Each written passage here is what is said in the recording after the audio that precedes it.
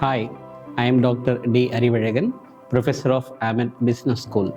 Today we are going to talk about the topic of major types of e-commerce. When we talk about e-commerce, we know that the transaction or selling and buying of the product happen through internet. The 5 types of e-commerce are business to business commerce, business to consumer commerce, consumer to business commerce, consumer to consumer commerce, and mobile commerce. Let us talk in detail. The B2B commerce is nothing but when a business person or business organization doing a material transaction with another business organization is called B2B commerce. For example, a manufacturing unit selling its raw material for another company for doing some other product. Let's say, for example, a guy who is selling a raw material, he is doing his business. This raw material will be sold to a company, manufacturing company, to do certain process and deliver the product. This is what we call it as a B2B commerce. The next one is B2C commerce. B2C commerce is nothing but business to consumer commerce. In this, the business organization selling the product to the consumer. The main example over here is whatever the product. For example, we are buying hammam soap from the company, which is again B2B. And when a company called A2B, they are selling the food products and etc. to the vendors or to the sellers or to the consumer, which is also comes under B2C. Then comes the C2B.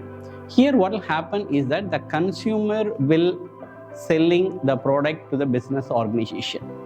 Generally, you may be wonder how it is possible, because the consumer is the people who are consuming the product. How can they sell the product to the business organization? Here, the ideas, whatever we are having the ideas, your new ideas can be sold, can be given to the business organization and get some money. For example, the YouTube. In the YouTube, what will happen? You are seeing the YouTube and just put like and dislike. So what will happen during the time? There are a lot of advertisements also coming in the YouTube. In turn, based on the number of views, the YouTuber will get benefit out of it, where he is showing the advertisement of the business organization over here. So he is a consumer.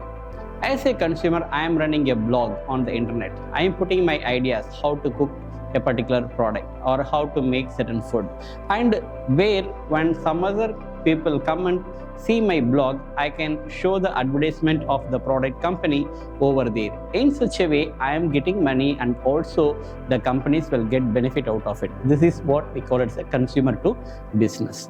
The next one is the consumer to consumer. Here what will happen is that as a consumer, I am having my product. So let's say second-hand product we are selling to another person, where there are a lot of platforms available like eBay or OLX or something like that, where you can get an image about your product and show it on the content. So when someone will come and search for the product who is willing to buy the second-hand product with the good quality, obviously he will come and search for the product. Once he searches the product, he will look into the specification, and based on the specification, he is saying that what is his willingness paying the price. And then you in turn, you said what is the price of that particular product. Once you say the product price, then automatically he will bargain with you for some other thing. Once the bargain has been accepted, then you give your communicative address and as well as the product cost. Either he will send the cost through online, or you maybe come to your home and get the product out of it, or you are selling the product through online or something. That is also possible. Here the consumer to consumer commerce is very famous in India through eBay. There are a lot of n number of websites are available for that. Finally, we come to the mobile commerce. See, the mobile commerce is one of the biggest things happen in India, because in 10 years back, we don't have any kind of mobile commerce or something like that. We never talked about the online purchase or selling, but nowadays it is everything, almost everything comes on online. For example, Amazon.com or Flipkart and etc. You guys are getting over there and searching for a product. Basically, they are just a broker. Basically, they are not selling any product. how it works is that the business organization will come and show their interest to sell their product through that particular platform, either Amazon or Flipkart and etc. or Alibaba, etc. So what will happen, and they will charge something for that particular product or the company. In turn, the company will become a member in that particular platform. In turn, that particular company will give their product and their specification, what is the price and different colors and etc. It's not only one consumer selling it, different companies or different agencies are selling. For example, if you get into the Amazon.com, you want to buy a mixie, you select the mixie, you can see 3 different rates in that. How is it possible? Same product, same specification, everything is same, but you are getting 3 different prices. For example, sometimes you may get the product for 3,500, 3,050 and 3,000. And where it comes the difference?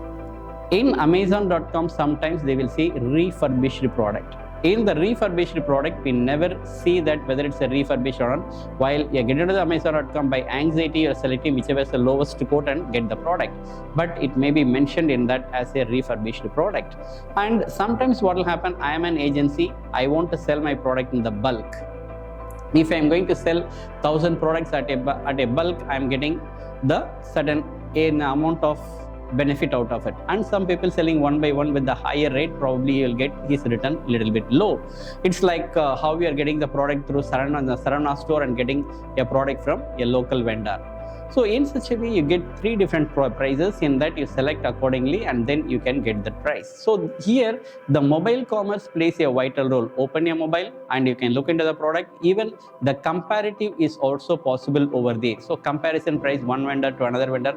See, for example, if you buy a mobile, a product which is available in the Amazon with the same product, with the same specification, Flipkart will give a different quote. And another one, Trends may be giving a different quote. You can compare that and finally you can get out of it.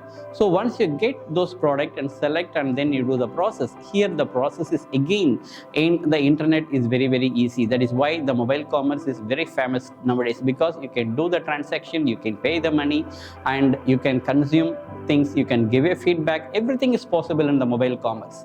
The mobile commerce plays a vital role in the commercial things today. That is why we prefer in B2B, B2C, C2B, C2C and mobile commerce. All those platforms will be played under the internet today. So which is very famous, and also it's beneficial to the customer and as well as the business people, so that without knowing each other, they can spread across the consumer area and they can expand their market. Thank you.